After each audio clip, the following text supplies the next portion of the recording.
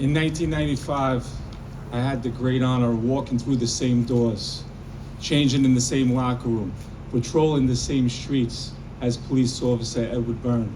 And when I arrived in the 103 precinct, I learned about the sacred traditions, that it was our job as police officers to keep the memory alive of true heroes like police officer Edward Byrne.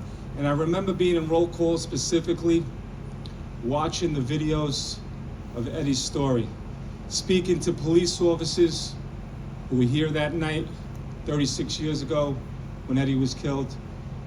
I remember speaking to police officers who worked with Eddie.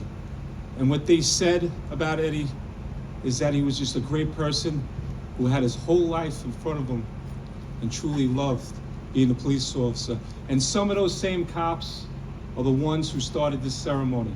It started out as a small ceremony, police officers on the midnights gathering on this corner, saying a prayer, lighting a candle, and then every single year after, it's grown and grown to this tremendous turnout here tonight. And I'm so proud of this turnout, and I thank you. Eddie followed in his footsteps of his father, Lieutenant Matt Byrne, who worked here in the 103 precinct for a short time. And I had the great opportunity to get to know Mr. Byrne. And I can tell you what was incredibly important to him is that we never forgot his son, that we continue these ceremonies year after year, year after year. And what was also important to him is that we remember to fight for justice, that those responsible for killing Eddie stay behind bars forever. And that mission was carried out by his amazing family.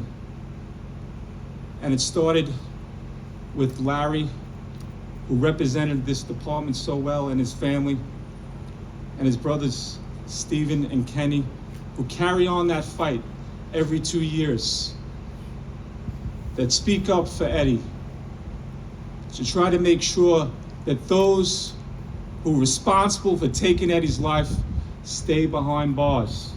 And unfortunately, they're up against a parole board that doesn't have respect for police officers like heroes like Eddie Byrne. And it's our job as police officers here, active, retired, to stand with this family going forward, to make sure that all of them who killed Eddie that night stay behind bars. But unfortunately, a few months ago, one of them is back on the streets of the city of New York.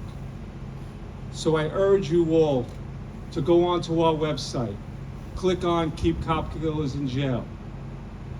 It is our job to keep these killers in jail. If you kill a New York City police officer, you should be behind bars for the rest of your life. If we do this together, it makes a difference. It truly does. Because just a month ago, one of them is still behind bars.